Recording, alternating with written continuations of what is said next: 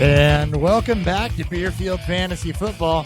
I forgot to check the YouTube streamer thingy to make sure I actually had audio, but guess what? I do. I am at Hot BFF with 2 P's in St. Louis, Missouri, joined by Thury BFF with 2 F's up in Springfield. Dan, welcome to the show. Hi. Long time listener, everyday caller. First time caller. First time caller, yeah. Speaking of not first-time callers, as we have traditionally been here lately, we are joined by a guest making his yearly appearance on Beerfield Fantasy Football. We have Miguel from the Fantasy Headliners. Miguel, go ahead, introduce yourself, tell the people what you do, what you're about, where they can find you, anything you want to promote. I'm going to sit back and drink a beer. This is your time right now. Absolutely. Well, thanks for having me back on, guys. It's always a blast to be on with you guys and talking some fantasy football. So my name is Miguel Chapeton. You can find me on Twitter at DynastyGuruFF.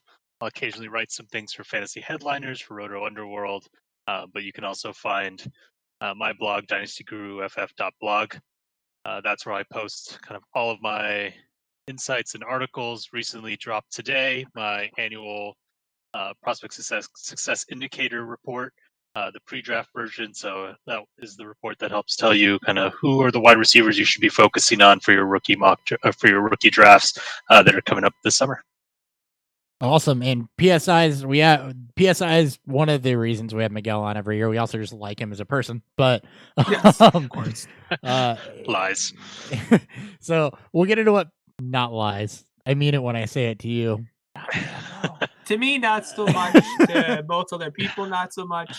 But to you, yes. And to Jake and to Kyle, we absolutely love the Headliners. So, absolutely.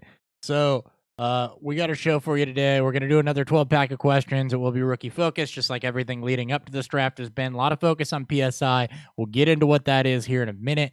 First, we got to get into what we're drinking, though. Let's go ahead and hit a beer preview. What's fueling Beerfield?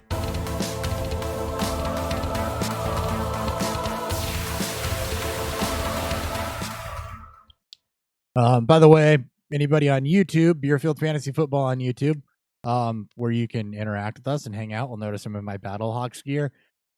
Sad week. Rest in peace, XFL. My Battlehawks fandom will live on forever. Dan, what are you drinking? I'm drinking Surly's Yummy Bear. It is a West Coast style IPA. Can art is just a basic yellow and black. Pour color is just your little lighter than usual from a West Coast. Generally, it's a little bit darker and that kind of almost like multi copper color. But I'll give you guys my thoughts on this a little bit. All right, Miguel, what do you got? Because I know you came prepared. I did. I think this is the first time I've come prepared. Maybe. Takes a few tries. It's Two Brothers Artisan Brewing. It's a 20-plus Pilsner lager. Something someone left in my beer fridge, so I'm trying it out. It's pretty good so far. Easy, crushable beer. We're pretty fond of Two Brothers. I don't think we've done a whole lot of them on the show, but I know we can get them. So, yeah, I mean, they are out of Illinois, Warrenville. Yeah, they are in. They're out of Chicago for the most part. Chicagoland area. I've met a few of their reps working in a liquor store. They've come and done a few tastings for us. So, right, very, very fun people to work with. All right, I got what Dan did a few weeks ago because I really need to put in an online order with my local spot. So I've been drinking through the backlog. I got Belladonna, which is the last of the beers for me that was definitely not sent to us by Clint. So it's actually okay now to send beer in Illinois, I found out. Okay, cool. So you can definitely send that to us now because I know it's okay in Missouri too. So if you're a listener and got something you want us to try, we don't do Patreon. We don't really peddle merch too much or anything like that. If you like what we do, send us some beer. Hit us up on Twitter at BeerfieldFF and we can give you the address for that. But I'm drinking Belladonna. It's a bourbon barrel-aged imperial stout. And apparently it's okay to send beer now, so do that. Yes. And then if you don't want to send us free beer, if you have recommendations for beers, for us either find out if we can get or reach out. I do have or order multiple ways to find beers or just order in from different states. Yep. With everything going on, more breweries and the rules have kind of been relaxed a little bit. what can be sent out. So if you have home brews, if you have, local, breweries or whatever that you want us to get on the show and talk about, man, feel free to send us out some. If you don't want to send it to two multiple locations, you can pick and choose one of us if you want, if we can't get together, soon enough for one of us to do a review. So, yeah, we'll do what we're doing now and what we did with Clint's beers, which is basically, I got him, I reviewed a couple before I gave them to Dan, and then, we'll do a handoff, and then you might get two of the same beers spread out just to get our opinions on them, but we'll get them to the other one eventually. Yep, exactly. All right. So yeah, we'll give you a review about halfway through the questions. Let's go ahead and get into the news before we go ahead and get into this 12-pack of questions. Couple things to discuss this week. News.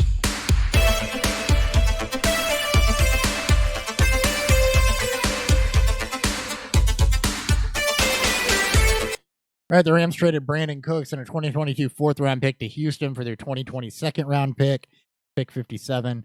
Over the cap estimates, the Rams are eating $21.8 million in dead cap from the Cooks trade. So a lot of dead cap there. The Rams do get some desperately needed draft capital back. And the Texans get seemingly what'll be their number one wide receiver coming into this year. So thoughts on this? I guess Bill O'Brien views Brandon Cooks and Hopkins the same. That was my first initial thought. I actually posted on Twitter the Spider-Man meme that just points at himself, and that's how I, portrayed Bill O'Brien viewing Hopkins and Cooks. If Cooks can stay healthy, like the guy's been relatively productive, throughout his first 5 years in the NFL. He's on his fourth team. I don't know if that's a good thing or not, but if concussions aside and everything else, if he's healthy, he has one of the better quarterbacks in the league throwing him the football. As much as what's that? A lot of vacant targets too. A lot of vacant targets, and it's not like the players around him are a picture model of health either. So, Will Fuller. Miguel, thoughts on the Cooks trade? Just another kind of mind-boggling trade from Bill O'Brien. Just doesn't make sense. He didn't want to give Hopkins a raise, but he's willing to eat Cooks' contract along with David Johnson's. Like, what? And giving away draft capital? I mean, he's clearly telegraphing that he's all in for this year, and he's going to try to win it all. And if he doesn't, he knows he's probably fired. So why not fire off every bullet in the chamber and hope that you come out on top? But as far as Brandon Cooks goes, he's one of the better wide receivers to come out in the last, 5-6 years. When he was a 2014 guy. But now he's, we're that many years in, and he's on his fourth team. I mean, I don't know how many guys see great success on their fourth team. That would be an interesting thing to look back on. I don't even know how big of a pool of players you would even have at that point. But I think that alone just has me off of him. It will obviously depend on his ADP, but yeah, I don't know. Not a fan of this. The thing with Cooks that's interesting to me is that, aside from the Texans being the island for wayward toys and Bill O'Brien mysteriously hinging his job on David Johnson and Brandon Cooks and trading DeAndre Hopkins, is Cooks is like the guy that's not good enough to stick around at a franchise, but is good enough to be like, it's almost like if you had a bridge quarterback for wide receivers.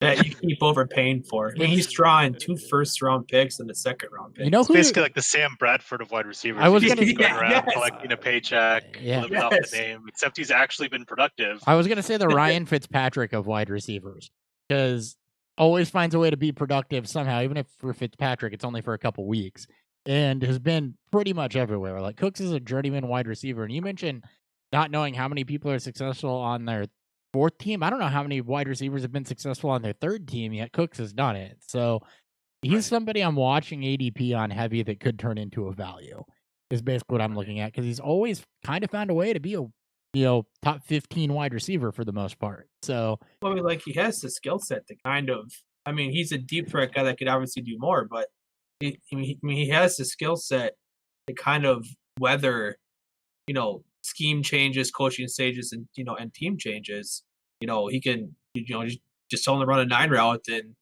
he'll do his work from there if needed. It's just how many times is he going to be moved on until the curtain's going to pull from under him, or the wide receiver one that no one wants.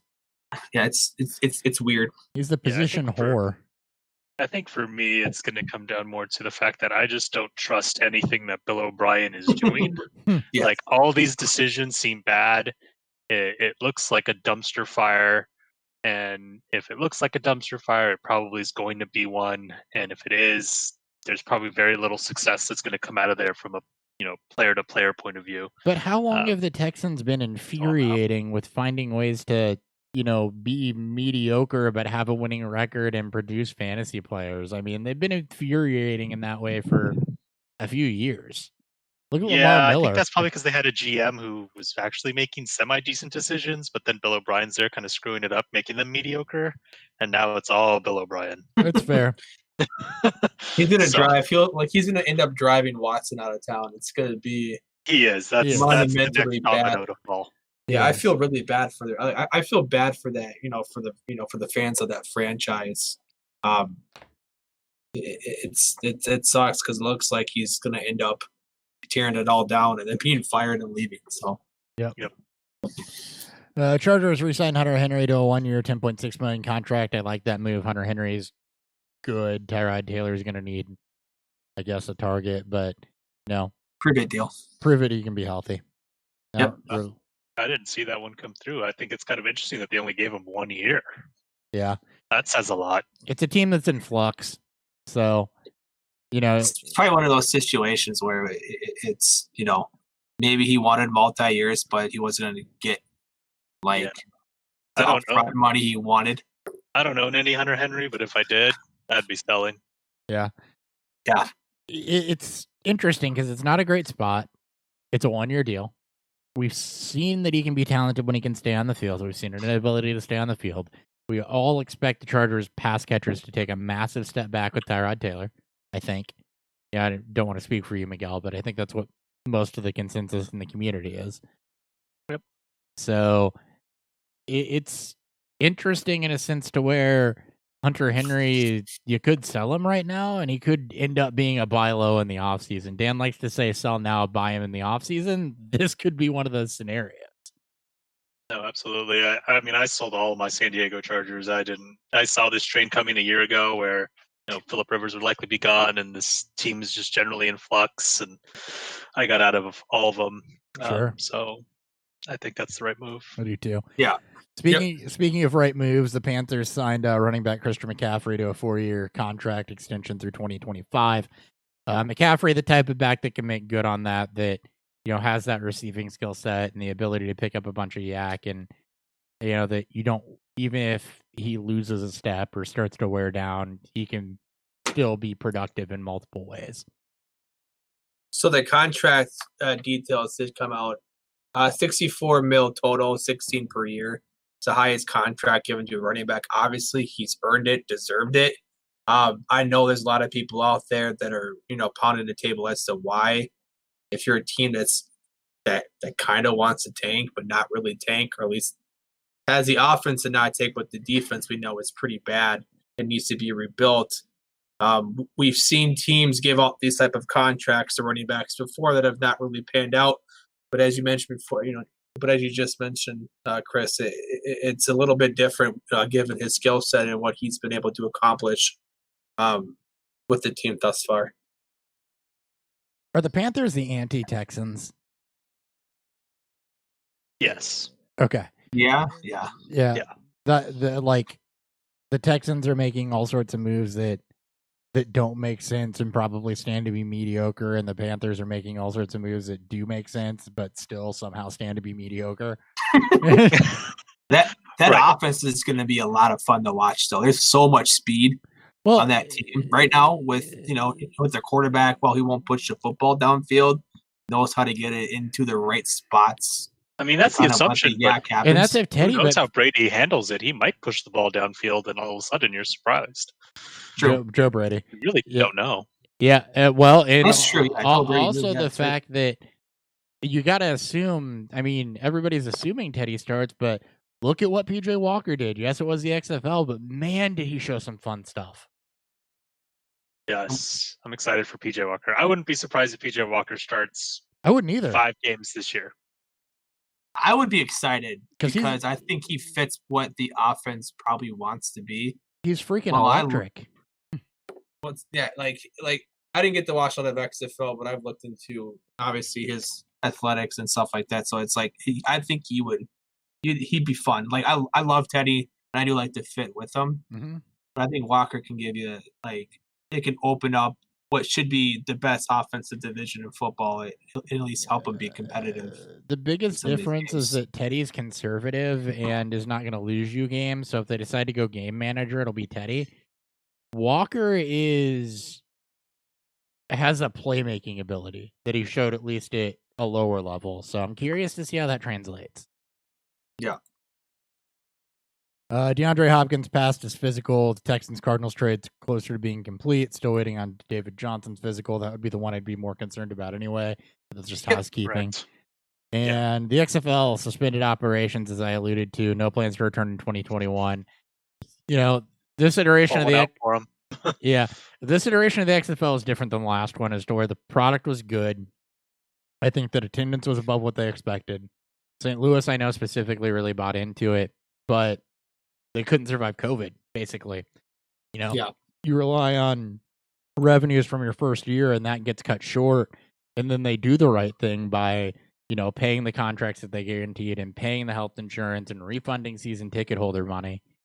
And they just couldn't survive it. And I think had coronavirus not hit and wiped out the back half of that season, that it would have been different, because the on-field product, I think, was a lot better than what the AAF put out, and was a lot better than, you know, what happened last time with the XFL. But I just don't think 100%. they could weather the storm. No, it was a good product. It was fun to watch. It was fun to at least keep tabs on, even if you couldn't watch the games. I didn't watch them all, but I was keeping tabs. It was a good time. I think they just needed to another year and then develop a fantasy platform of some sort. Yeah, that thing would have taken off. I was a Battlehawk season ticket holder, so I mean, those games were a ton of fun. 103 represent. 103 forever. Can't wait for the Chargers to move here.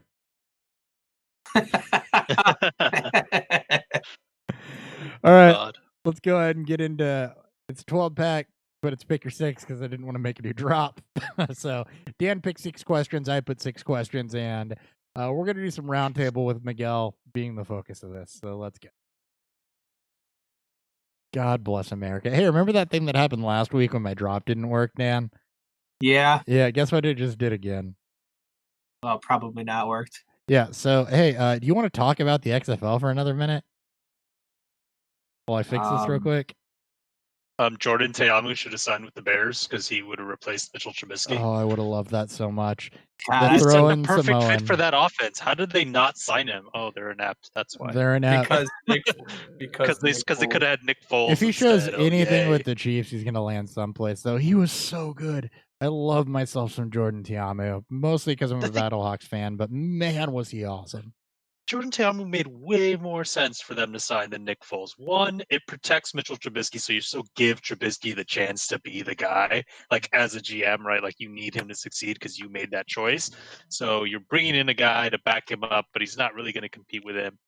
But if Trubisky starts to really fall flat on his face, you bring in Teamu, and all of a sudden, if he lights, kind of ignites the offense and gets guys going, you look amazing. And everyone wins. Now you're going to have a QB camp battle between Foles and Mitchell Trubisky that look nothing alike. Right. I don't understand it. And Teamu not only has the legs, but he led the XFL in completion percentage. 71%, which is great. That's Drew Brees levels, just at a lower level of competition. Right. So yeah, I like Teamu coming out of college. I really thought he was going to stick somewhere. I'm surprised no one took a chance on him, but has he signed anywhere yet? He's with Kansas City. I thought he did. Yeah, there you go. He actually signed. That's why I was like, why Kansas City? Like, that doesn't. Oh man. He'll end up backing Kansas up. City is making. He'll beat out Henney to back up Mahomes, but. Oh, absolutely. Yeah, Teamu. just in college, I mean, he supported AJ Brown, DK Metcalf, Dawson Knox, DeMarcus Lodge. Like, how does he not land a backup job out of college? Didn't understand that one. Right. He made film grinders think that DeMarcus Lodge was Good. like a first round pick. Right. And on that note, Shots fired.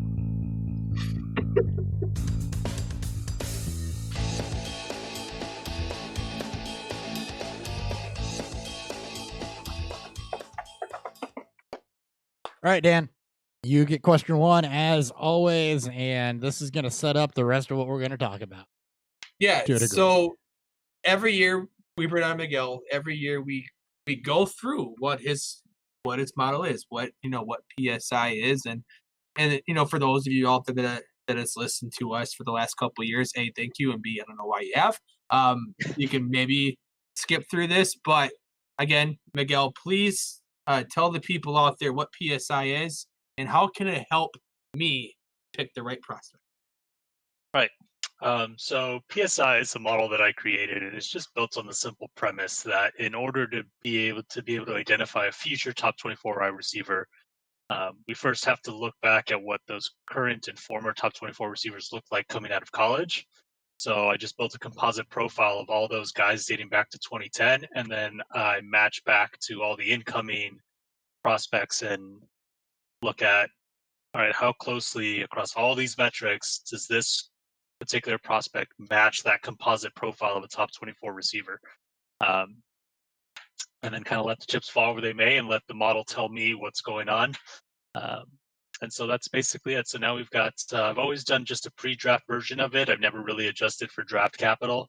But this year I've got both the pre and post-draft version. So I dropped the pre today, just this morning. So you'll find that on my blog, dynastyguruff.blog. Check it out there and see what it's currently telling you. There will definitely be some movement post-draft. Like I can already tell you Jerry Jeudy's going to be up in tier 1 when it's all said and done. However, his talent doesn't necessarily match that, so something to consider. But yeah, that's kind of the premise of it all. Now, how it can help you is, there's 50, 60 wide receivers that enter the combine each year, so it really kind of helps you fight through all the noise to really get down to the nitty gritty of, all right, of all these guys, who are the ones that actually matter? Who are the ones that should be paid attention to? Because when we look back at, at hit rates and stuff, we're like over 90% in the top few tiers for top 24 wide receivers in this model. So you want guys that are in the top 3 when it's all said and done after the draft. Those are the guys you really want to pay attention to. There may be a big name that isn't in there, and you're going to wonder why aren't they in there, but honestly, just go with it. Right. Remember, I'm just Paul Revere. I'm just telling you what it's telling me. I'm not the British. I absolutely love it because it's always the most talked about and kind of split on between film, not even just film grinders, but just the NFL, like the actual NFL draft Twitter and then fantasy football Twitter. So Sure. Right. And the thing to keep in mind with this too, with a lot of the deep cuts that Miguel has given us in the last couple of years, is when he gives you a deep cut from this, he's not necessarily giving you this is going to be a home run. He's giving you this has the highest potential to be a home run late in your draft. This is the guy we bring on to not just give you the statistical insight, but to give you some of those deep cuts and some insight at, all right, you're 4th round in your rookie draft. Who are some unknown guys that statistics point at could produce? So just keep that in mind as we go through this. Basically, how do you find the next Adam Thielen? Pretty much. All right. Question 2, the round table. Cam Jordan released a list of 5 quarterbacks who would least like to be quarantined with. Interestingly enough, he stated Sam Darnold had the most punchable face, even though Mason Rudolph was also on that list. So, you leave Mason Rudolph alone. Who, in your opinion, has the most punchable face in the NFL? We'll start with you, Dan. The most punchable face. I think it's still Is still Ben Roethlisberger? I feel like to me it's still Ben Roethlisberger. Maybe it's because of, I guess because of the history that he's had. But he always feels like the one bro. Like if you go back and look at all the pictures from college and super early on in the NFL, he basically fits to a perfect T, like the bro look, and like he's always had that face that you kind of just want to go, just one shot, please, just one. Sure. Miguel, who has the most punchable face in the NFL for you? Oh, this was easy for me. It was Mitchell Trubisky. Just every time I see his face, it's just like, this guy? Seriously? All right. Mason Rudolph for me. If you didn't get that from the way I introed this question. Mason Rudolph just looks like the frat boy at parties that just is going to be a raging dick, and the whole thing with Myles Garrett didn't really help that to where, I would want to beat him with a helmet too. So it's Mason Rudolph for me. Bonus in the NHL, it's Brad Marchand by far. So don't even know who that is. I've heard the name. Yeah. Well, I just Googled. You got a listener that just shouted out Flacco. Oh, yeah. Flacco's also very, very I almost picked Drew Lock, but I was like, no, he's too young. He hasn't done enough yet. Drew Lock's too awesome. You don't want to punch Drew Lock in the face. He's a fucking baller. Is he? We'll see. Yes. I mean, I'm skeptical. He's got the it factor. Drew Lock's going to be good. Why? Because he was rapping on a bench one day? No, actually, I'll be honest with you. Rapping on the bench didn't hurt, but I saw some things when I watched him play, and this isn't college film. This is in, with the Broncos NFL film, where he would get out of the pocket, start directing traffic and directing wide receivers, and just seem to have command of the field that might have been a little bit above that of being at a rookie level. So I saw some of that when I watched him play last year. That makes me think okay, yeah, that it factor could be there for Drew Lock, and he's a guy that, you give me, quarterbacks from last year that were rookies, it ain't Dwayne Haskins for me. So, I'm pretty zeroed in on Drew Lock and Gardner Minshew as the two guys from last year that I really want to drive for, and I own them, so I'm fine with that. I actually just picked him up. I had Drew Lock in the Andy Dalton tier coming out, which isn't bad. I mean, Andy Dalton's had a solid career in the NFL, and he's had some relevance too. Some good seasons. Yeah. But Jarrett Stidham is the guy I'm looking at. Just a quick side note. We did like if he gets the chance. We did like Stidham coming out of Auburn too. Stidham was the guy that sat down there in that tier. If he gets a shot, he could do something. So yeah, Stidham's up there for us. Yeah, I had Stidham above Drew Lock, so we'll see. We went from punchable faces to who do I like that's a young quarterback in the league. Good transition. Yeah. Good transition. All right. Dan, you got the hard-hitting question right out of the gate. That's right. Right. Let's just keep going with PSI. I'm looking at your list right now. It looks really, really crisp as opposed to what you had last year. I do notice that the rankings are gone from this, but who tops your list for PSI, and who are the players that we should be targeting because of this? Yeah, so I just changed the numerical value around, right? Giving you a number of 7 dot something. What does that mean to you? That means nothing to you. But if I put that in a percentage, I think people understand that a bit more. Yep. So that was kind of why that switch happened this year. But as far as who stands out, I mean, CeeDee Lamb and Jalen Reagor are locked in right now in tier 1, pre-draft, without draft capital. And we know they're going to have first, second round draft capital.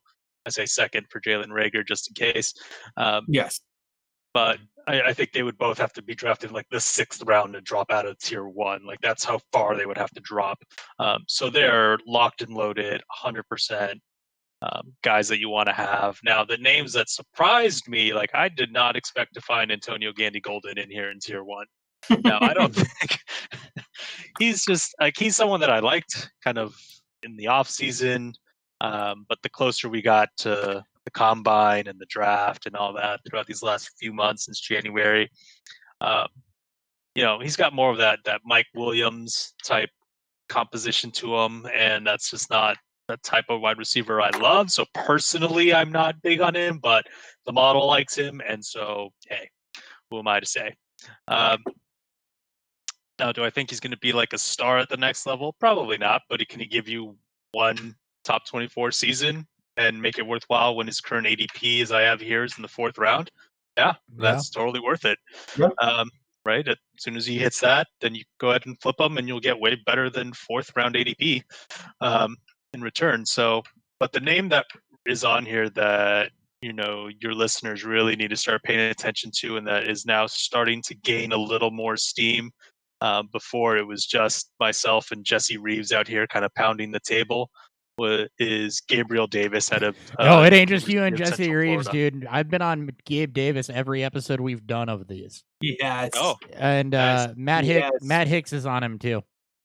So there's a handful of us. I've seen Hicks recently post something about him, and every time I see a Gabe Davis tweet, I just automatically like it. Yeah, you liked my Gabe Davis tweet when I watched his film, actually. So that was validating to me. But there you go. Yes, if I see it, I like it. I didn't want to post anything, tweet anything about it because I knew where this was going, so I just left breadcrumbs for you all on Twitter. and yes, you're on the right track. He had a better combine than I expected too, even after being productive in college and checking the boxes there. Like his combine really just solidified it for me. His combine was really good. Now the spot where it tanked was his agility drills. Now everybody's agility drills tank theirs. Historically, yes. So like I went and compared because these numbers for the agility drills were horrific compared to historical averages. I mean, it was off by a lot. I was trying to find the tweet where I talked about it, but I couldn't. So if someone else finds it, kudos to you. But it was off by a lot, like enough that it really makes you throw into question why these were off. Now, I actually happened to talk to a trainer who trains prospects for the NFL Combine, and I asked him straight up, like, why are these off so much? Like, do you know, like, anything that's going on there? And he gave me a couple nuggets as to why the times were so off. And one was all those extra drills that were new for this year weren't told to the prospects until like 3 days before the Combine. So they didn't have any time to prepare for those. Something like that. It was like a couple days, might have been the day before, I forget. It was something insane. It just literally was like, I remember I just kind of stopped and paused, and I was like, seriously? I'm like, wow, you think the NFL would have it more together? But then the other thing was that they saved all the agility drills for the end of the night. They had already run all the routes on the field, the gauntlet, and then just their general routes that they do on the field. And for a guy like Gabe Davis, he ran extra routes because otherwise there was more quarterbacks that needed to throw, and no wide receiver was stepping up to take on those routes. So he ran extra routes. Right. And then he went to go do the agility drills. So by the time he got to those, by the time a lot of these guys got to those, their legs were shot. So one explanation for why agility drills could have been really piss poor. The second one was that the timer, now this is just kind of what I'm getting, that the scout that was timing it was waiting for the entire body to cross the line for these drills rather than the first step to get over the line, which is when they normally stop the time. Gotcha. Okay. So it explains why times could be so off. So in short, he was like, throw all the times away. They're worthless. And I'm like, that's kind of the assumption I got to too, way before I even had this conversation with him. Right? Literally the day after the Combine, I was like, this is freaking garbage. This is ruining my entire data set. So I would kind of ignore those, or at least take them with a heavy grain of salt. Unfortunately, I was waiting for pro days to really help clarify these things because, we've seen these virtual pro days where like Jalen Rager's running 4.2. That's probably complete horseshit. But, he's probably a 4.3 guy. Like we'll split the difference and call him somewhere in the 4.3s. Right. Well, short shuttle was like 4.2, or not a short shuttle. But didn't he run a 3 cone? It was like 6.75, I think is what I saw. His 3 That's probably actually accurate, right? If he's Yeah. doing that fresh legs, yeah, he could probably run a 6.75. Yep. So just all things to consider. The combine's just it's there for our entertainment more than it is for the prospects. Sure. Yep. Really is. So, you know, keep that in mind. But yeah, Gabriel Davis is someone I'm definitely on. There is a chance there are some good teams out there that are onto him. That if he does get day 2 capital, man, he's currently going in round 409 in Breakout Finder mock drafts. Oh, I love that. So if he gets day 2 capital, honestly, right now he should be about 25 slots higher than he is. Right. But if he gets that day 2, it's going to skyrocket just like that. So if you're drafting today, this weekend, if you're one of those types of leagues, take the free ROI on Gabriel Davis in the 4th round. Nope, I'm completely with you on that. That is one guy we've done. So this is our 4th or 5th week doing 12-pack questions, and we've been deep diving every one. And Yeah. Gabe Davis is the wide receiver deep cut that has been consistently coming out of my mouth. Here, I'll give you some extra deep cuts on him. So he started all 3 years at UCF, so he was out of the gate. Not only did he start, he was a 3-year captain on the team. Not often do you see a freshman be a captain in year 1. Now, he could have potentially broken out as an 18-year-old, but he had another PSI favorite in front of him, Traquan Smith. Yes. So fair enough why you're not breaking out in your freshman year. But he broke out right after in his year 19 age, Right. as a sophomore. Now the other thing is that he's actually been working out for the combine for the last 5 years. Ever since high school. Huh. He's been training with the other prospects that are going to the combine to prepare for it. Interesting. So he's an incredibly hard worker from what I've gathered. He's super dedicated to the sport. And that'll resonate well. A very high character guy. Now the things that now I'm not a tape guy, you guys know that, but I'll watch a little bit here and there. And so the things that I've seen are that he sticks to one side of the field the whole time. I think he's always on the left side. He never moves from the left side. And his route tree is not as, broad or expansive as it can be. He's got definitely a certain number of routes that might be just due to the offense, the quarterback. I know he played with a freshman quarterback. Who knows why his route tree is so limited, but I would say those are the two kind of red flags, if you will, or just things to note. That he'll probably need some time to develop. I don't think he's a guy who's going to break out onto the scene and then run wild in year 1. But year 2, year 3, if he does continue to work very hard and show the dedication that he has, I don't see why he can't do it. Sure. So the notes I had on his film, by the way, good enough route runner. Wasn't great, but he could make you pay if you were playing in zone or off coverage. Showed some ability to pick up yards after the catch. Release off the line was good and got better as the season went on, as I watched things later into the year. He's a long strider that picked up speed, and that kind of, was true in his 40, but I thought his 40 showed better than even what I saw on film.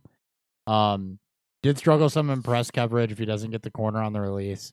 Doesn't have a lot of short range quickness, but again, showed better at the combine than I thought. And yeah, he did exclusively play left side outside. I thought he had really good positioning too, though. That's one thing I didn't write down that really registered with me, is I thought that he's a big frame at 6'3", 212, and I thought he knew how to utilize that, which is a nuance that I like to see when I watch film. I like to see. So I started taking more statistics into my evaluation this year, but there are nuances of playing the position that I like to see when I watch film, such as body positioning or what do you do in your route running. And, Gabe Davis with his body positioning, I thought was plus on that. Nice. Cool. Well, I'm glad I'm not too far off in the limited. You're not at all. My watch. You're not at all. All right. Moving on. So this is an interesting one that centers around running backs. So the fantasy chief, shout out to whoever that guy is, posted on Twitter Oh, he's the fantasy chief. He is a fantasy chief. A start, bench, trade, cut scenario out of Dobbins, Taylor, Allaire, and Swift. Now, hard to do that before somebody's on a team, but looking at them as pure prospects, who are you keeping, trading, benching, and cutting out of those 4? Again, Dobbins, Taylor, Allaire, and Swift. This is surprisingly not difficult. So Good. I'm starting Taylor, I'm benching Dobbins, trading Swift, and I'm just cutting Hilaire. Yes. Dan, you agree with that? That's exactly mine. Yeah. Okay, Dan, Yep, exactly. I'm gonna put this to you. Let's see how well you know your co-host. What am I gonna say? You are going to, well, because you're really, really torn between Taylor and Swift. You're gonna start either Taylor or Swift, and then probably bench the other. Yep. You are for sure cutting Dobbins, and you are trading Hilaire. So actually, it's a little bit different. I would actually trade Dobbins because of the fact that there's a lot of people high on him. Yeah, there that's are fair. a ton of people high on Dobbins. So I would trade Dobbins because I'm going to get the most ROI. But yeah, the start and bench is going to be Taylor and Swift in some order, and I guess the cut's Hilaire, even though I like Hilaire. So I wanted to say bench on Hilaire, but I can't come off of Taylor or Dobbins. So, or sorry, Taylor or Swift. So if you haven't deduced from that, it's a toss up between Taylor and Swift for my 101. Hilaire I think it's a toss up between Dobbins and Swift, but I'll even though Dobbins is a bit of a black box prospect because he didn't do anything at the combine and clearly didn't have a pro day like everyone else. But I'll still there were film things I didn't like too. So fair enough. That's just me though. All right, cool. That was easy enough. All right, Dan, go ahead. All right. Who are the players PSI hates? And hold on, let me rephrase the question. Well, I really fucked that one up. 4 players the model hates, but people seem to love. So, I mean, there's the obvious name, an elephant in the room. Yes. So, people can probably guess that already, but so I'll bring that up next. But I would say the Texas kids, Colin Johnson and Devin Duvernay. Colin Johnson's still riding high off of his Devy stock that people have invested in for years. But, I mean, he's just not the guy. He doesn't play big. He's there's nothing special about his profile. I mean, he didn't dominate in any way. The 19% dominator rating, he broke out at 21. Athletically, he's a bit of a black box because he didn't do anything at the combine, which is a bit of a red flag. He has surprisingly small hands for a big guy. He's got 9-inch hands for a guy that's 6'5", 222. Yeah, there's just nothing about it that really loves him right now. He's a tier 6 candidate. So what about the guy I'm going to take exception to? If he goes undrafted, he could drop low as tier 7. But I mean, tier 6, you're looking at a 2% hit rate anyway. So, who cares? Yep. What about the guy I'm going to take exception to? Because you said Duvernay, and that's another guy that I am super high on. Yeah. So, one of the big things that the model takes into account is the age at which you enter, and so that's a big red flag for him because he's coming in at age 23. Now you may be thinking, well, what about Calvin Ridley? What about Kenny Galladay and all these other guys that were older prospects, Cooper Kupp? The thing about all of them is that they all entered college at age 20. They didn't have the opportunity to break out at age 18, age 19. They didn't have the opportunity to exit at age 21 or 22. And so that matters. Devin Duvernay did not have that. He didn't enter at age 20. He entered at regular age, normal kid would, around 18. Yes, he had put up a dominator rating of 32%, but he broke out at age 23. I mean, think about it. He couldn't beat out little Jordan Humphrey. Where did little Jordan Humphrey go? Yeah, I mean, the model liked little Jordan Humphrey. I'm not. I was big on LJ too, but love them. But little Jordan Humphrey went undrafted. LJ was also sunk when he sucked up the combine, though, too, in my opinion. And Duvernay did the opposite there. Duvernay put up some impressive numbers. He ran a 4.2. That's great. That's really nice to see. It's just there just aren't. He's tier 9, so he's even worse than Colin Johnson. Where did you have Cooper Kupp? I'm just curious. Cooper Kupp. Sorry, this is Cooper Kupp's like the prospect I hang my hat on for a lot of film study, just because I was right. Let me pull him up really quick. I know you keep all of this. That's why I'm asking, because I know you have it all handy. He was tier 4 Okay. after draft capital, tier 2. Gotcha. And Devin Duvernay isn't anywhere near that. And you mentioned draft capital for that, and I will say this: Duvernay's draft capital will say a lot to me because I do think he projects as strictly a slot guy. I don't think he has a size to play outside. He definitely has, I think, the athleticism, and he was a 100 reception guy. You know, Texas does play spread. I don't know why LJ would have been in front of him, but you know, just something for me to think about, I guess. That's because LJ played from the slot too. Like he was one of those like massively big-bodied He was slot receivers, which makes sense because of how slow he was, which we saw at the combine when he ran a 4.78. So I mean, it makes sense. Sure. Duvernay is somebody I've been mentioning every episode as well, almost in the same breath as Gabe Davis. But I think people are higher on Duvernay than Davis, and that will also play a lot into how much I like somebody. Because what, Dan? We don't hate players. Hate ADP. We hate ADP. Exactly. All right. Last question before the beer review. We're actually moving through this fast. Wait, I didn't hit on the big one. So sorry. The big one is my bad. Is Henry Ruggs. Oh, I am with you on this. I will oppose you on Duvernay, and I will give you a giant hug on Ruggs. I mean, if you want to start a fight with anyone on Twitter, all you got to say is Henry Ruggs, and people from all across the aisle come across and fight you to the death. Who was the guy? Brad Kelly was the guy that touted he watched more film and studied more receivers because he. Oh, the 99.9%. Yeah, his number one guy was Henry Ruggs. That guy.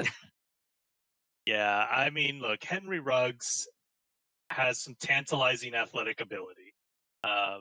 And I know there's things on tape that people have shown that I'm like, yeah, that looks pretty good. But historically speaking, I mean, this database goes all the way back to 2010. It's littered with profiles that look like Henry Ruggs and go on to do absolutely nothing in the NFL. I mean, you can't have a dominator rating of 17% and hope to break out.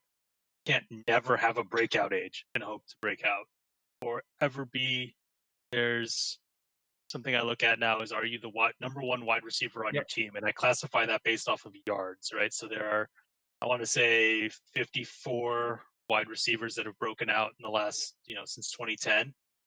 Of those, 52 were wide receiver 1 on their team.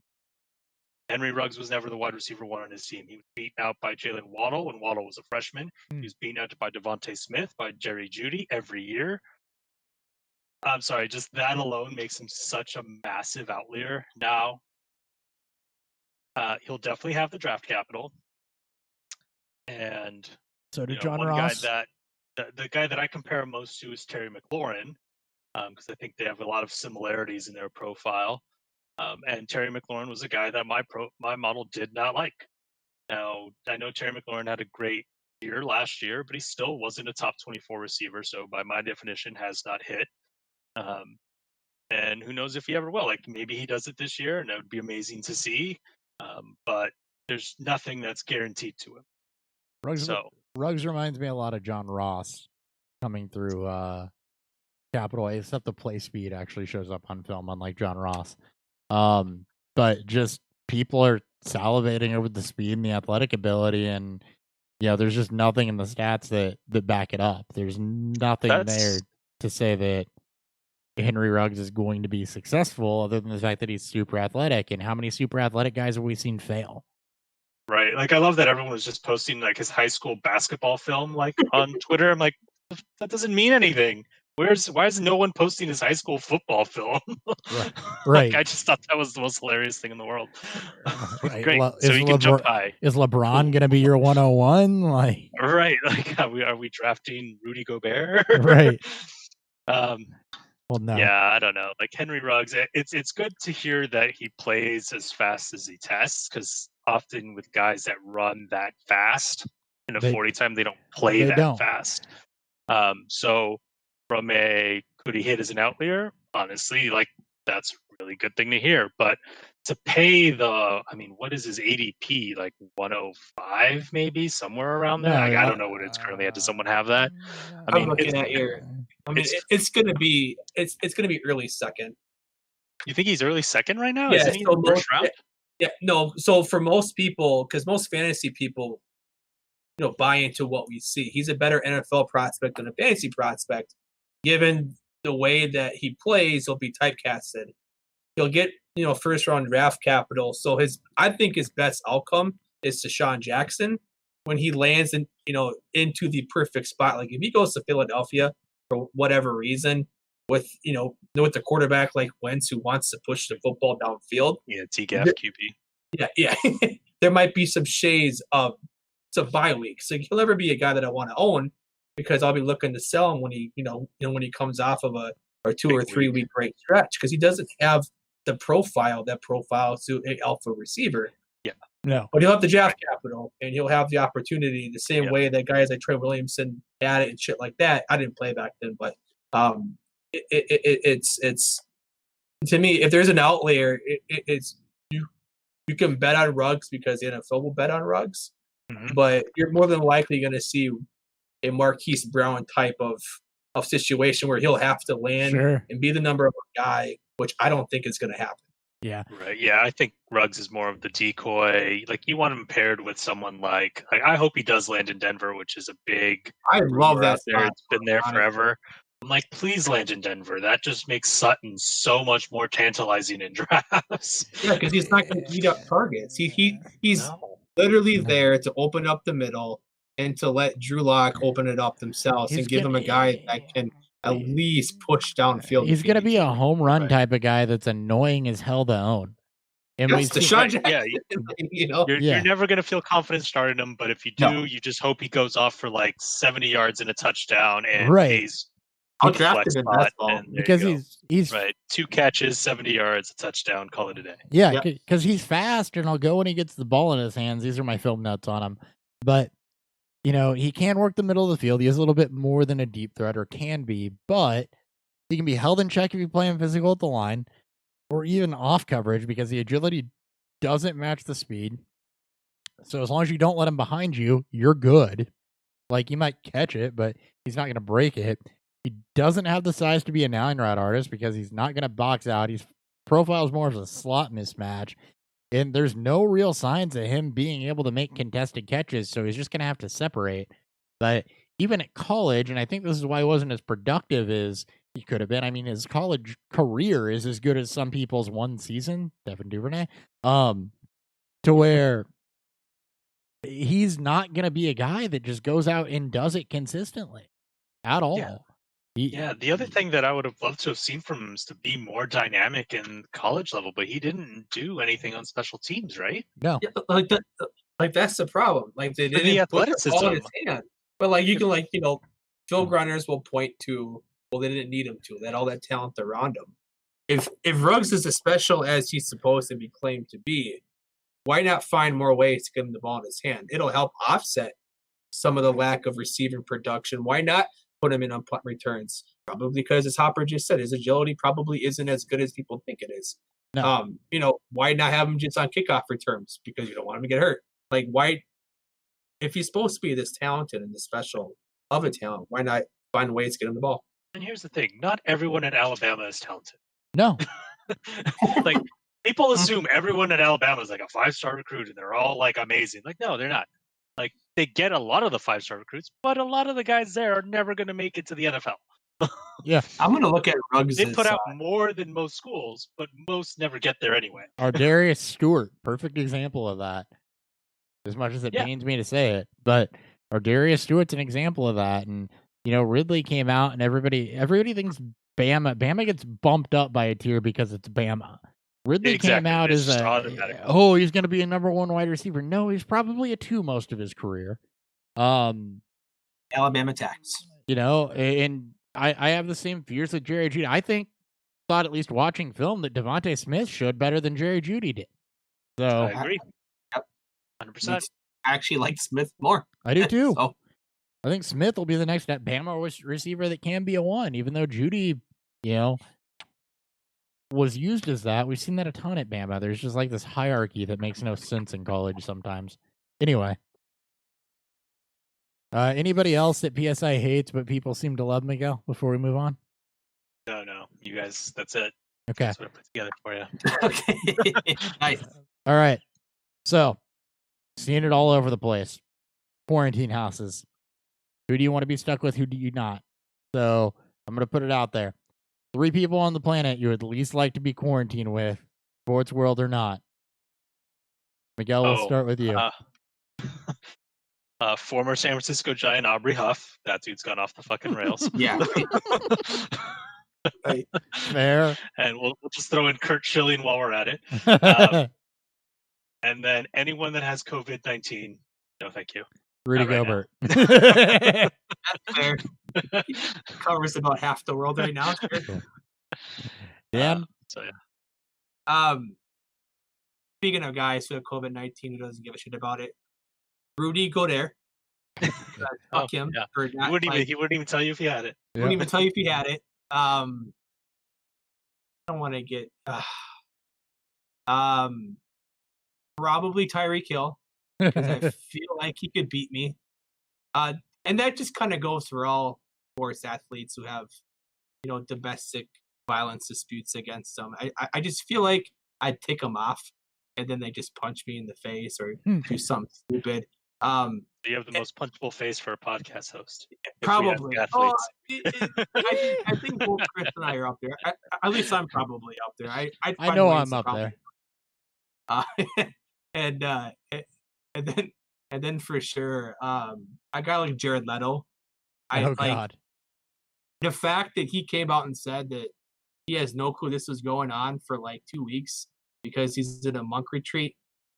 I feel it's the most condescending thing that could have ever been said. Like, dude, you're like a worldwide celebrity. There's no fucking way that all of a sudden you just forgot that this, like, all right, guys, I'm going to go in quarantine for 2 weeks, even though this thing has been going on for like 5 or 6 months. Right. All right. For me, Mason Rudolph. For obvious reasons. Because I'd want to punch him. Fred Marchand. Because I'd want to punch him. And, let's see. And I'm looking at Chicago GMs right now. Ryan Pace, maybe. I don't think he's been necessarily that bad. And Gar Forman and John Paxson just got fired. So, Stan Bowman for mismanaging the Blackhawks so badly, because I'd want to punch him too. That's fair. That's fair. Despite the 3 cups, that was mostly Uncle Dale, not Stan. Taking credit. All right, those are my 3. Let's go ahead and get into a beer review because I'm getting progressively more drunk by drinking this Imperial on an empty stomach. Yes, I know. To where it took me a minute to find the drop. Beer review.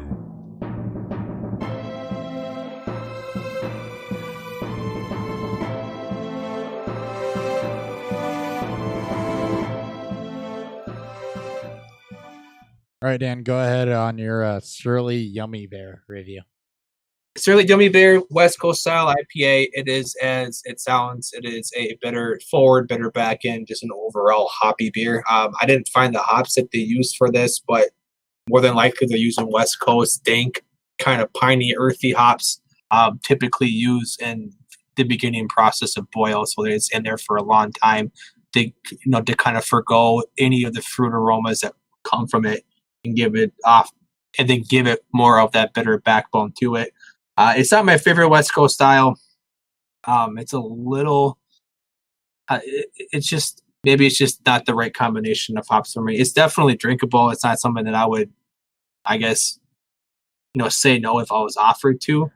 But you're probably not going to buy it again.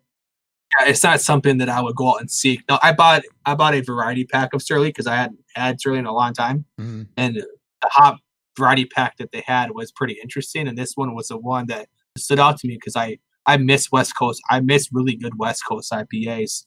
And this one just kind of missed the mark. It's not the worst one in the world, but it's not one that I want to go running back to. Sure. All right, I was drinking Belladonna from Abandoned Building Brewery, and Dan had this a couple weeks ago. My first thought on taking a drink of this was chocolate ice cream, honestly. I thought that the vanilla of the bourbon barrels and everything jumped out really, really nice and complemented kind of the cocoa that you'd get from a traditional stout. It's very, very sneaky as far as the alcohol content goes. It's 12.5%, and you don't taste it, but trust me, it's there. Yes.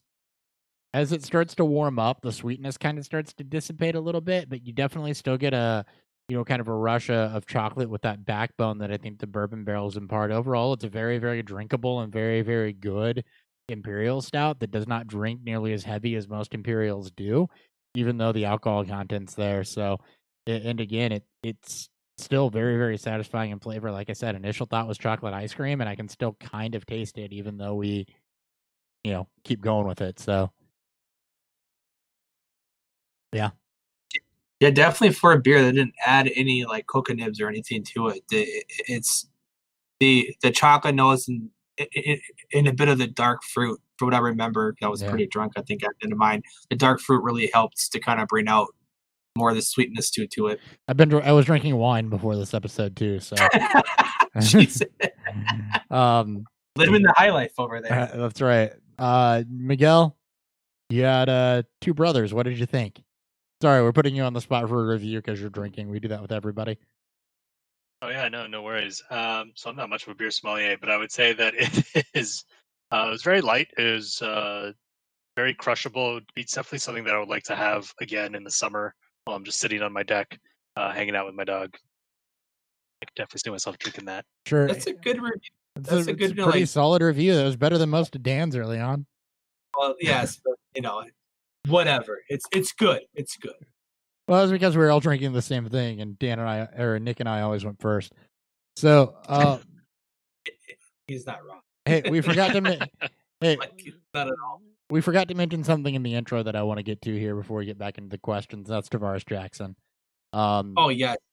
Yeah, it wasn't put in the news, but Tavares Jackson passed away in a car crash today. So, not the most fantasy relevant player. He did hang around with the Vikings and the Seahawks for a while, but just he was always kind of fun to watch. And I don't have a lot else to say other than just rest in peace, Tavares Jackson. That's incredibly sad. Yeah, he was 36 years old. He was second round pick, I want to say in 2007 from the Vikings, part of that trio of second round picks after the Moss and Culpepper era kind of ended. Eventually was replaced by Brett Favre, and then the yearish magical run that he gave the Vikings just never really took off. He was probably not for the era that he was drafted in, being that he was one of the, I won't say one of the first, there's obviously quarterbacks like him throughout the time, but more of that that dual threat that just didn't have the time to develop. He was kind of thrusted into a starting role early on. I mean, he's competing with Sage Rosenthal like this, like he should win.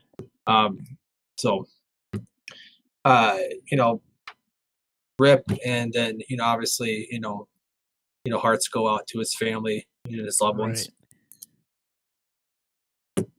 Miguel, anything to say about Tavares Jackson as a fellow Vikings fan of Dan?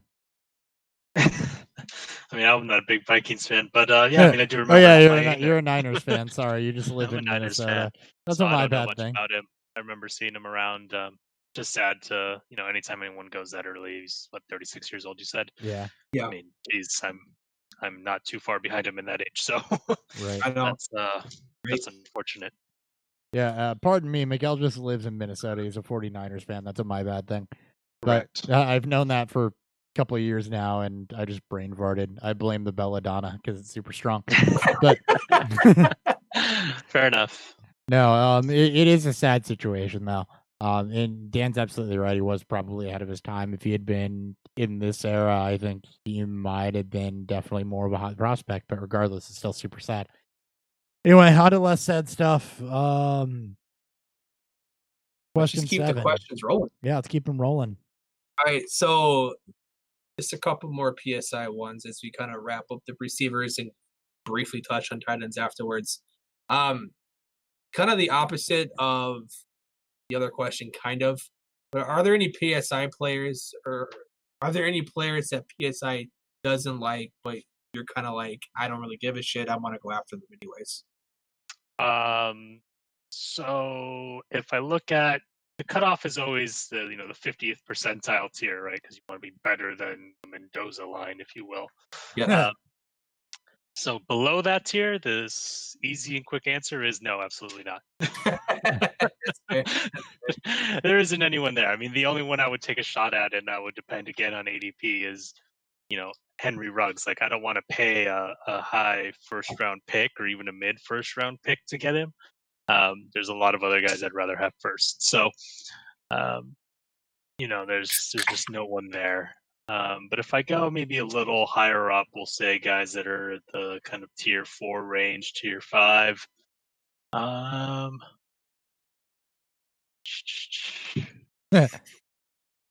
Lynn Bowden. Yes. Yeah. That's just, I mean, he's just fun. Like, I He's don't know just what super he'll ever dynamic. be, but he's just a fun guy to watch. He does it all, his Swiss Army knife.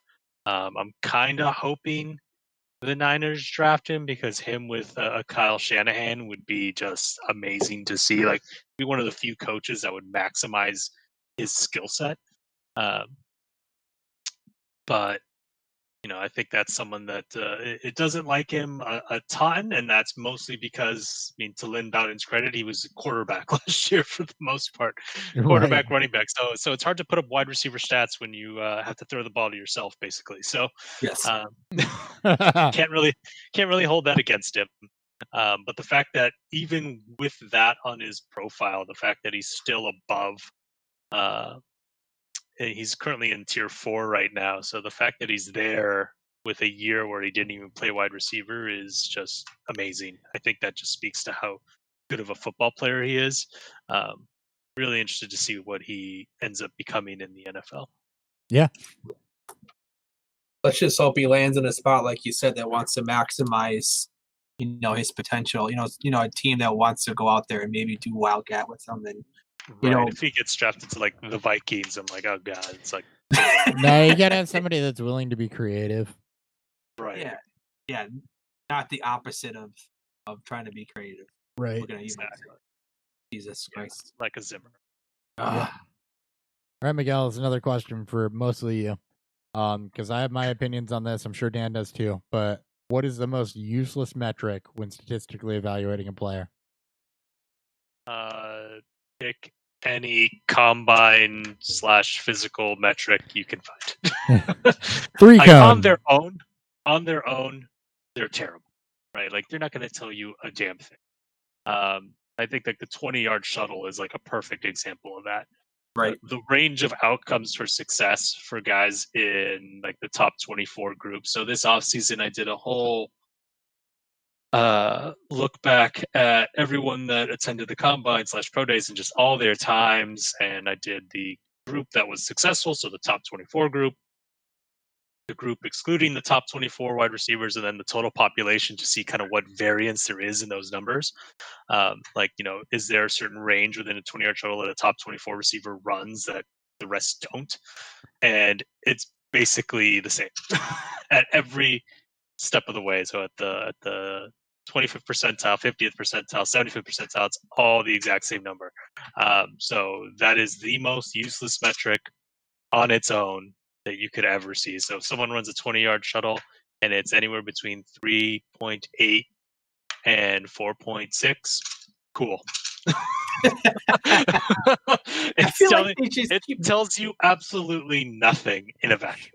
I feel like because people get bored or because they don't want to keep evaluating the same stats, they'll start making up stuff. Or I won't say making up, but they'll start to try to find more. Like they'll dig deep and super deep to try to find this super amazing metric, like based off of a couple stats, and then they're like, this is what he does really well, but then nothing ever happens because most times you have to combine everything to create an actual profile, and it's just a small piece of the puzzle.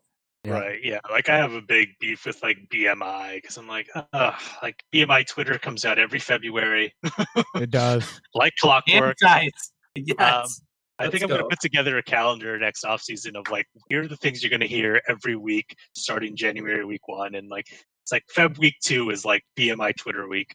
And like, just that alone doesn't, no here's the thing: no single metric tells you anything of real value, right? It's the complete comprehensive look of all the metrics together that can really help tell you the story, because there's so much context that you're losing by just looking at one thing. So when people show like a BMI and it's like, oh, you got to be between this and this, it's like, okay, Right. cool, but that doesn't. No one is winning or succeeding and failing because of BMI in the NFL. Like, fuck out of here. That's the reason why. Yep. And if you actually look at BMI, because I did this year, if you look at BMI based on the last 10 years of draft class, there's a point of diminishing return that I think a lot of people do not take into account. There's actually a point of diminishing return for some of these for some of these stats where you want to be within a range, and if you're above it, then it's bad, and BMI is one of those. Right. Which is why, like, I think people, well, you hit the nail on the head there. It's they feel like the higher it goes, the better it gets. It's like what's Chris Warren the third doing? You know, like what's fucking the guy from last year we all fell in love, that running back that got drafted by Tennessee in the 7th round. Like, Yeah. there comes a point where BMI, just becomes a number, and it can really skew and mess with people's heads.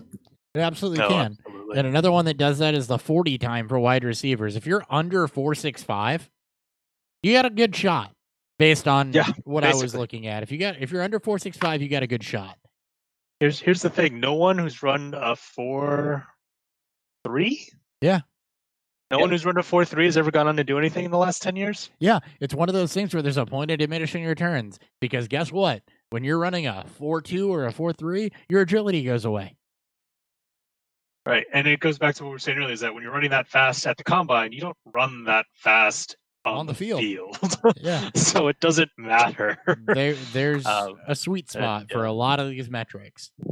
That's why it's that's why it's funny that you guys, now that you mentioned that, to go back on Rager, people plugged in his 4.47, and the comps for him were actually better than what the expected, like 4.35 or 4.36 actually spewed it out. So I find it funny, like, 40 times useless. Size adjusted speed score is more useful. I like a little. Obviously, it's a far more useful statistic, but 40 time as a whole is basically there to drive revenue and to give Al Davis a boner in his grave. Yeah, like, that's literally what's for. Also, breakout age for tight ends. A little bit. So actually, looking at the combine data that I put together, it's not below. It's not just a 4.3. It's just below a 4.3. So the best combine time to go on to have a top 24 season was a 4.33.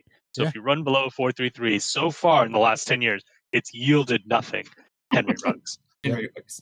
Now, that's not to say they can't succeed, right? Like, there's nothing saying that because you run lower than a 4.3, you cannot succeed. It's just that it hasn't happened in the last 10 years. And it's been 10 years. Yep. Also, breakout age for tight ends, because it doesn't exist for most of them in college. And quarterbacks. You're starting to see breakout age exist more for tight ends in college because they're starting to use them more. But man, looking at the last 10 years, there is not a whole lot of success that predicates around breakout age for tight ends. No, tight ends are just, I've always most athletic one. Yeah, that's what I said this year. I was like, much. I finally just got to the point. I'm like, just give me the most athletic one. I don't even care what they Alberto. did in college. I don't need to look at anything. If he's athletic, I'll take him on my team. Thanks. Bye. And that's basically what it is when you look back at the last 10 years, too. It's the most athletic ones do it, and you don't have a whole lot of success out of those that aren't just sky high in all of the, well, basically the player profiler metrics, as I'll call them, all the size adjusted stuff. Right. There's not a lot of correlation there. Yep. Yards per carry. Fucking hate it. Yeah. That's just pretty much it. It's one of the most talked about and thrown out stats for on both levels of college and the pros. Right. And people just want to live and die by it. And it's like, no, it's yards per carry is generally a product of the offensive line and the offense as a whole, not as the player and such. Cam Akers is the biggest highlight of it this year, when he'll become an early day 2 pick and likely be a better back than, let's say, Zach Moss. Yeah. Right. We'll say this about yards per carry. There was a little bit of a correlation there. Just looking back at the last 10 years, not a huge one. It was basically if you're over 5.5 for your career, then you've got a really good chance, but you had to be on an extreme side of it, basically, for that to be an indicator. Like, you had to be extremely good with it for that to be an indicator. It wasn't just kind of good, which is why the drop-off is so high for that being an indicator. Yep. Right. That makes sense. All right. Dan, I believe you had the next question. Question Yes. 9. Last one of the PSI, last one of the wide receivers. As I said, this is wide receiver, tight ends. Wide receivers dominate this draft class far more than tight ends do. This is effectively a throwaway year for tight ends, to be completely honest. But why I love PSI so much and why I love talking with Miguel about PSI so much is that he tends to find the super undrafted, the super small school guy, the Adam Thielens of the world that go unnoticed, that get disrespected with no combine invite or no Senior Bowl invite. Last year we had Ashton Doolin. 2 years ago we had Justin Watson, and the year before that, when I really fell in love with this metric and then kind of figuring out why I like these players so much, is Krishan Hogan. So who is this year's Krishan Hogan, Ashton Doolin, and Justin Watson? Man. So I think a lot of people are pinning that on Antonio Gandy Golden because but I just don't view Liberty. So 2 reasons why I'm not giving him the title. 1, I can find his stats in college sports reference. That's fair. Which usually I can't. And 2, he was a pretty well-known commodity even last offseason. So for that reason, I will go Aaron Parker out of Rhode Island because no one knew who the hell he was until the day he walked into Indianapolis and tested at the combine. I didn't know Rhode Island itself had a football team. So, and not only did they send 1, they sent 2 guys to the combine. So, Wow. crazy. It's like the Olympics where you get the really tiny country that sends 2 people to the Olympics that they've never ever done before. You know what's fun about that? He was actually on my radar because of the statistical analysis they started doing this year. Aaron Parker actually checked out on my radar. Aaron Parker is surprising. So my love for small school wide receivers is, 1, no one else is ever going to give him love, so someone's got to. But when I look at him compared to the other guys that you've mentioned, he's not my favorite of them. He's probably, I'm going to rank him 4th out of the 4. Yeah. But man, his comps are crazy. So I think I put down Keyshawn Johnson in the article that I dropped today, because that's probably his best. The one that went to Arizona last year, right? Yes. Right. The guy that went to Arizona last year. He was out of Fresno State. Not the good Keyshawn Johnson, the other one. Right. But Juju Smith-Schuster popped up as a comp for him. Really? And, as I'm filtering down on all the metrics that matter, there it was, Juju Smith-Schuster. And I was like, what the hell? I even tweeted that out. I was like, things I didn't think I'd see today. Juju Smith-Schuster and Aaron Parker in the same sentence. I didn't feel comfortable to put Juju in there because I'm like, there's enough where I can look at Juju or things that Aaron Parker didn't quite do that Juju did. And I'm like, that's where I'll draw the line. But the fact that he was even in that cohort at the very end, kind of the 5 guys that it whittles all down to, that was pretty impressive. So, I think he's purely going to be a slot receiver at the next level. I mean, he ran a 4.57 at the combine. Again, take all these numbers with a grain of salt. But the fact that he put up a 26.5-inch vert. What? Yeah. The worst vertical in the history of the combine, at least in the last 10 years that I have in my database. That is just terrible.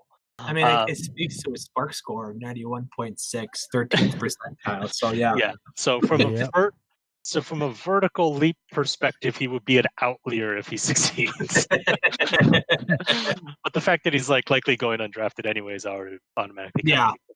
And then his broad jump was 112. So he's not explosive by any means. But again, as a slot receiver, I don't care if you're explosive, right? I would care if Henry Ruggs tested that way because I want him to be explosive. But I don't need Aaron Parker to be explosive out of the slot. What I need him to be is agile. And that's exactly what he proved at the combine with a 4.23 20-yard shuttle and a 6.94 11.17 size adjusted agility score, which is incredible. The baseline for that I had been running off of for size adjusted agility was, hold on, I've actually got to find it. 11.5. So to hit 11.1 on that was absolutely incredible for him, even though everything else was kind of trash. Yeah. So, one, if you're running the high 4.5s, you're going to be a slot receiver. Cool. That's fine. That's just what he's going to be. That's all that's telling me. The lack of explosion, not ideal. I don't like the 26.5. Like, seriously, you can get the 31, 32. Right. What were you doing these last few weeks? The fact that his agility is just solid agility time tells me that he's going to be able to shake his defenders from the slot because, let's be honest, most slot corners in the NFL are trash. There's a reason they're a slot corner. Very few are good. So he'll be able to win in that. He's going to be facing basically talent that's equal to him. So good chance that he can succeed. Yep. But he put up a 38% dominator rating at Rhode Island. Now, while that's technically good, at a smaller school, I'd like to see more than that. Like, I would at least like to have seen that be like 48%, rather than 38, because I don't do this in the model, but personally, I'll diminish that a bit and say, all right, well, if he went to a real school, that's maybe 30%. But he did break out at 18.4. Which is what we really want to see is that early breakout age. And I think the really kind of key contextual piece about him that I read is that he was actually a linebacker in high school. He didn't start playing wide receiver until he got to Rhode Island and then switched. So he is super raw as a wide receiver. I mean, he's only been playing for the last 4 years. And then, at Rhode Island, it's not like they're out there, telling them to run the crispest routes in the world and all that stuff. So, he's going to have a learning curve ahead of him. But the fact that he was able to make the switch and then go out and be the number one wide receiver every year at Rhode Island since the moment he walked on as a freshman, switching over from linebacker, that tells me something about him. Enough that makes me want to bet on him as a late round pick or as just a flyer that I'll throw in a taxi squad or just some guy that I'll monitor on the waiver wire. If he starts doing anything, shows signs of life throughout the season, like instant pickup. So yeah, I'm definitely giving that to Aaron Parker this year. Yep, for sure. And there are some guys like there is. I will say this: for slot receivers, there is precedent for sucking at everything else and putting up a good agility score and being productive. There's absolutely precedent for that type of thing. So, Doug Baldwin's a guy that comes to mind immediately as being unathletic but having super good agility that actually was able to produce. And when you look at Aaron Parker, outside of the raw metrics, 4.57 40 is fine, 11.17 adjusted agility score is fine, speed score bad, burst score bad, but 216 career receptions, 3,400 plus yards, 30 touchdowns, and for his career is nothing to sneeze at. I mean, when you see somebody at a smaller school, you want to see them dominate kind of that lower level competition. He had a 37.6 dominator rating, so he's a guy that very well could break out as a late round slot type of guy. As Miguel mentioned, the metrics absolutely back that up from the way he models it and the way that I've decided to model it this year as well. So, Right. it just absolutely drives that he has the potential to break out as a slot guy if he lands in the right situation. Right. And the crazy part is that everyone walked out of the combine talking about his cousin, Isaiah Coulter, who was the other Rhode Island guy. Right. And I'm like, this dude didn't do anything. Like, Cool. this guy was a wide receiver in high school, the same high school his cousin was at, went to Rhode Island with his cousin and got outplayed by his cousin every single year. Right. And didn't do anything until his final year, which is the one that he's just left, where he finally broke out. And so it's like, okay, like, well, why is the NFL liking this guy more? Like, I get he's more athletic. He posted a 4.45 40. He was more explosive, but he was actually the opposite. So he was faster, more explosive, but his agility was terrible. Was terrible. 11.9 for size adjusted, which just is absolutely bad. terrible. A 4.62 20 and a 7.28 3-cone. I mean, just god awful bottom percentile agility score. So it's so interesting. They couldn't be any different from each other. Like, if you tried, like, one's going to play on the outside and the other one's going to play on the inside. And but one of these guys is clearly better. I don't understand how you can like Isaiah Coulter more than Aaron Parker if Isaiah Coulter couldn't beat him out at Rhode Island for 4 years. Yep, I'm with you, and I don't, by the way. All right. So round table quarantine question. 101 pick in comfortable clothing. We'll start with you, Miguel. Oh, it's the number one. Oh, You're- I'm wearing it right now. Can I go with like the full like sweatsuit look? The sweatpants and the sweat hoodie. Like this is what I'm in all day now. Working from home, doing this. I basically roll out of bed, just come into my office, and never change. Yep, that's exactly what this is about. The 101 quarantine comfortable clothing. For me, I gotta go gym shorts. With the shout out to pajama pants. That's been my attire for the last month and a half. And if I could wear them to work every day, I absolutely would. Comfortable to sit around in all day, just lounging. So gym shorts if the temperature's above about 60 degrees. If we're below it, then it's the pajama pants, the classics. Dan, I'll throw it to you, even though you haven't gotten to enjoy this. I mean, it's literally the combination of your both. I am a total Minnesota, sweatshirt and gym shorts. There you go. Like I can wear gym shorts in negative degree weather; it wouldn't bother me none. If I'm wearing pajama pants, it's because I don't have any gym shorts to wear. Sweatpants, I just don't own. I generally rock pajama pants, which to me is good enough, even though sweatpants are better. That's pretty much what I wear. On my days off, I don't really get dressed unless I'm going out places, and even then, I'm hard pressed to actually put on like jeans or whatever. Like I want to be as comfortable as possible, but I'm gonna sit in my chair for 4 or 5 hours working on my database. Like I want to be comfortable. I just stood up on YouTube to show off my Chicago Bears pajama pants that I'm wearing right now. Nice.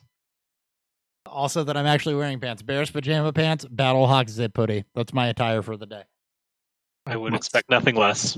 Exactly. All right. Dan, your last one, and this is because we have to, not because we want to. Yes. So as I said in the question, I guess we got to talk about tight ends. This is roundtable because I know that PSI. Like, do you have any interest of doing I guess expanding PSI to try to hit on more positions other than wide receiver? I have my own kind of ad hoc QB model that I've built. I don't think it's nearly as sophisticated, if you will, as Sure. PSI. So that's the only other one that I've kind of have messed around with. Tight end, as we talked about before, that's just an impossible position to try to predict. You really just got to go most athletic. I think that one's definitely more of a film grinder position to kind of find that. I just haven't found enough data points there to put something around that's going to find you a tight end any better than I've done just taking the most athletic guy every time. I mean, it makes sense because a lot of times people are looking at tight ends. Like if you're film guarding tight ends, which I did for not counting this year, but the 3 years prior or 2 years prior, it's I won't say it's pointless. It's just you have to look. There's so much more to look at than what I think people think. I can't. It's hard for me to judge how a person blocks because I don't really care. For fantasy's perspective, blocking of course gets you on the field earlier. It gets you on the field earlier in your career, kind of. But the league has started to change so much with their tight ends. Tight ends are becoming smaller and more athletic. I think there's more of a fine difference between a move / slot tight end and then an inline tight end. And then if you can do both, you're going to likely hit at some point. But with all that being said, are there any tight ends you want to target in our rookie drafts? Is there anybody worth mentioning to our listeners? I've got one name written down, and that's Albert O. And that's Same here. Same here. He didn't even fully test, but he was. He really ran a really fast. good 40 time. That's about it. And I know he has a lot of Devy stock because everyone thought he was really good as a Devy, so that's something. And outside of that, though, I don't know. Steven Sullivan is probably the only other name I can really think of that I'm like. Yeah, the guys from LSU. Yeah. Yeah, he's a Yeah. wide receiver. He's doing what Chase Claypool should have done, and that's just Like go 3 ahead years and ago? call Yeah. yourself a tight end and do that. But instead, Claypool decided to run with the wide receivers at the combine when he should have done what Sullivan did and run with the tight ends, and he looked way better right now. But yeah, I would look at Sullivan. He's got the potential to, become the next kind of Darren Waller, moving from wide receiver to tight end. I mean, maybe Chase thought he could go the Antonio Gibson route and take the position that'll pay him more. Like, Yeah, Gibson I mean, running with the receivers because he knows he's going to get paid more. That's than the running with reason why running they backs. do it, right? It's got to be, right? chasing. Yeah, that's the only reason why they're chasing the paycheck, is you get a bigger guarantee on your rookie deal. And let's be honest, like a lot of guys, all they get is their rookie deals. So Yeah. you got to secure as much of that money as possible. But if you're betting on yourself and you're willing to go out and lose, a few $100,000 to make the transition and do it, then I don't know. Maybe should have done it, but it's him. It's his future. It's his money. Is what it is. You got any names, Hopper? You want to throw out? Also, Albert O. Albert O, and then there's a couple. So, Jared Pinkney, I thought showed out pretty well. He wasn't the most athletic guy, but he definitely was that type of bull, almost like a Delaney Walker type, where he would absolutely carry people. If you're looking at a small school guy, Adam Troutman, even though he didn't necessarily test athletic either, he was probably the most productive of the small school guys. And then Hunter Bryant and Cole Kmet tested relatively well. But I mentioned all those guys. I got to mention a guy that tested well with the best facial hair in the class, Dalton Keene. Oh, I'm about to say, I just pulled him up right now. I was like, there's Dalton Keene guy that I came across that was really athletic. Yes, super athletic, great facial hair. Great. Absolutely godlike facial hair. But yeah, he was super athletic, 117 spark, 122 burst, 102 on the speed score, 11.2 on agility score. So Dalton Keene's a guy that I would probably take a dart throw on too. We'll see what draft capital lands like, but he was also relatively productive in comparison. So the Niners were looking at him. He's one of the guys they brought in, which is interesting because they've been looking for another tight end. So it was Keene and Azini or Azizi or something like that. The guy from, I think he's like a UCLA Bruin. Okay.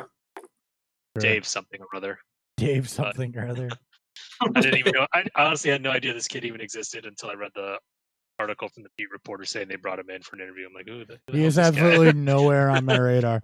There's a bunch of guys that qualified. He is not there at all. Azizi or whatever.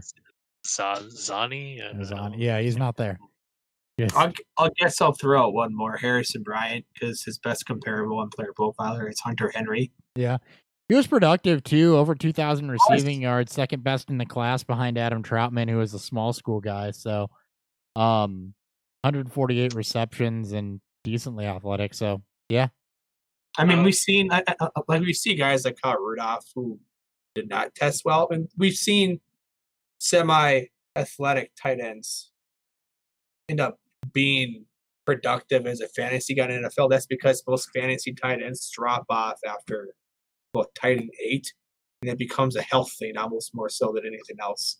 Can you play 16 games and actually be used as more than a fourth option on your team? Sorry, I actually just found the guy I was talking about. So his name is Devin Aziazi. Aziazi. Okay. Yep. Devin Aziazi. He's at the UCLA, bottom of my list. list. Right about that. Yes, you're right. But yeah, he's got 65th percentile 40-yard dash and an 87th percentile speed score. His burst score is trash, 22nd percentile. So he's a little bit athletic. 19.5 dominator, 52 career receptions, 789 yards. So relatively productive in comparison. But yeah, Aziazi did show up. Sorry. He was. You said Dave. I was looking for Dave. It was Devin. So I knew there was D something. I just couldn't remember. But yeah, I'd rather, if the Niners are looking at a tight end, give me Dalton Keene. Yeah, especially with that facial hair. Dalton Keene. All right, and my last question. We've been asking it to everybody. Most bold fantasy prediction for the 2020 season. All right, you guys ready? Yep. Yes. Oh geez, why am I blanking? What the hell's his name? Oh no. My God, I totally just completely blanked out on his name. Uh-oh. Oh geez, I just drafted him. Hold on. This is how I'll figure out what his name is. Is it a wide receiver? No. Tony Pollard will win you your fantasy championship this year. Boom. All right, there you go. I love Tony Pollard this year, too. I just have a feeling Tony Pollard's going to come on in the end because something will happen to Zeke. He will win you your championship. You'll probably, take some strippers broth on accident, quote unquote, or get into a shouting match with fans at a bar. He's my favorite backup running back to roster this year. I'd say it'd be him, Boston Scott, and Naheem Hines. Probably the only three I'm taking a shot at. That's fair. That's a good list. Yeah, I've done pretty good the last few years with taking Chris Thompson, Austin Eckler, Philip Lindsay. So those are the three I've whittled it down to this year. Good to know. All right. I think that's it. I think that's it. Miguel, thank Awesome. you very, very much. Tell the people one more time where they can find you in what you do, because PSI for wide receivers is, you put a lot of work into that. So go ahead and flaunt it one more time. Yeah, you can find me on Twitter at DynastyGuruFF, and you can find all my PSI work at dynastyguruff.blog. And then you'll occasionally see me with Roto Underworld and the Fantasy Headliners. All right, we are at Beerfield FF. I am at Hot BFF with 2 P's. He's at Theory BFF with 2 F's. Hey, we don't get a regular show for you next week. We will be doing the YouTube only Beerfield Fantasy Football on YouTube. NFL Draft live stream next week. Dan will be here with me in St. Louis. We will be completely ignoring social distancing between the two of us. I'm hoping he doesn't get infected with Benny's. We'll be drinking whatever Imperials we happen to have in the house and whatever homebrew we happen to have in the place. And live streaming the first round of the NFL Draft. We'll have some guests on. I think that Loaded Box is making an appearance. Really anybody that wants to. I think, was Matt going to make an appearance? I don't remember. I don't know. Maybe. We're gonna if anybody wants to come on, reach out. We'll message you out the link. You don't gotta try to be a snob. Just if any of you listeners know how our live drafts have gone, by about pick 15-ish, we are pretty. Even if you're a listener and want to hang out, feel free. We've done that before too. Just reach out. We'll shoot you the Hangouts link, but we'll get some people in. We'll get some people on. We'll have some fun with it. We'll drink some beer. We'll analyze draft picks. We won't know who half the defensive players are, so that'll be pretty fun. And we'll make a good time out of it. So kind of a break for us because we don't have to prep for that. We just have to react. Get to hang out with each other. Really fun. We'll be back the following week, though, with the Loaded Box guys. So Ben, DJ, Ryan Miner, to do a draft recap, I believe. That's what's in the cards, right? Am I keeping up right?